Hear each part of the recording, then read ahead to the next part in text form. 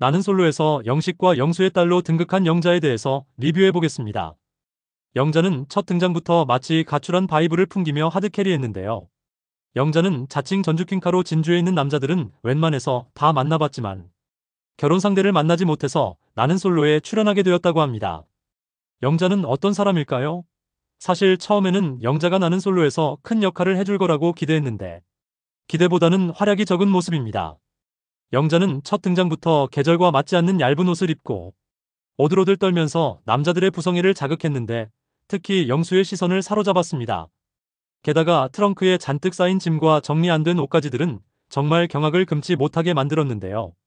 영수는 독특하게도 이러한 모습을 보고 오히려 영자를 도와주고 보살펴줘야겠다는 생각이 들어서 그녀에게 마음이 조금씩 열렸습니다. 그리고 다 같이 식사하고 과일을 먹는 시간에 영자와 영수가 샤인머스켓을 씻어서 내야 한다며 서로 대화하다가 영수가 살뜰하게 영자를 챙기자 영자가 갑자기 아빠라고 불러버립니다. 아니, 아빠라니요? 순간 제 귀를 의심했어요. 아니, 잘 못 들었나?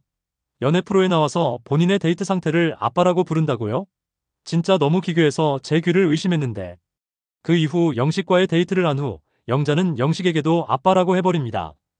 와, 영자님은 지금 얄미운 순자와 기괴한 광수에 가려져서 그렇지 쎄하기로는 1순위 저리 가라인데 사실 영자의 아빠 발언은 영자가 그동안 남자를 어떤 마인드로 만나왔는지 예측할 수 있게 해줍니다.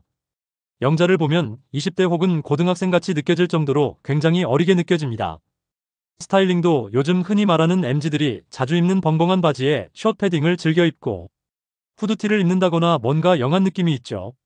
나는 솔로를 꽤 오래 시청해오고 있지만 이런 식의 스타일을 보여준 출연자가 있었나 싶을 정도로 영자는 집 앞 편의점 가는 스타일로 방송에 출연하고 있어요. 평소 본인의 스타일 그대로 내추럴하게 나오는 건 좋지만 지금 나는 솔로에 결혼 상대를 찾으러 온 여성 출연자가 맞나 싶을 정도로 옷이 굉장히 격식 없습니다.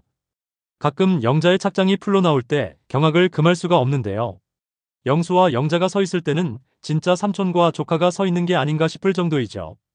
영수는 위아래 정장을 빼입고 심지어 정장조끼까지 풀착장해서 넥타이 한 것까지 보면 영자와 밸런스가 이렇게 언밸런스할 수가 없습니다.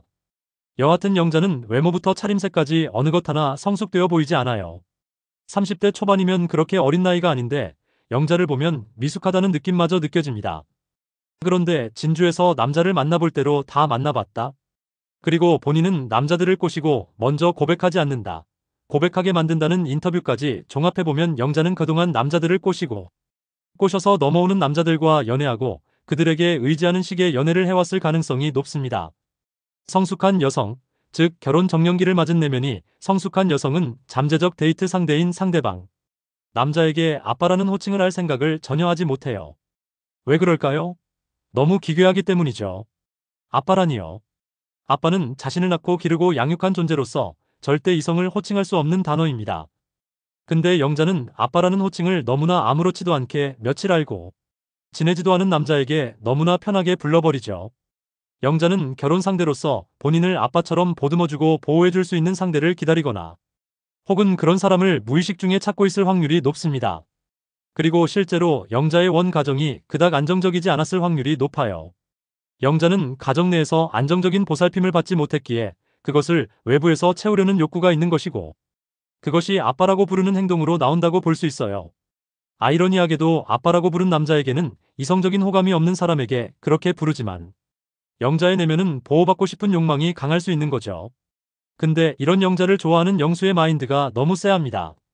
우선 본인을 아빠라고 부르는 영자가 본인에게 마음이 있을 거라고 착각하고 영식이 영자의 진심을 전해줘도 아랑곳하지 않고 상관없다며 영자의 마음이 중요하지 않다. 본인이 좋아하면 된다며 불도저 같은 모습을 보여줍니다. 아니 이게 뭐죠? 도대체 상대방의 마음을 존중해주는 마음은 개나 줘버린 건가요?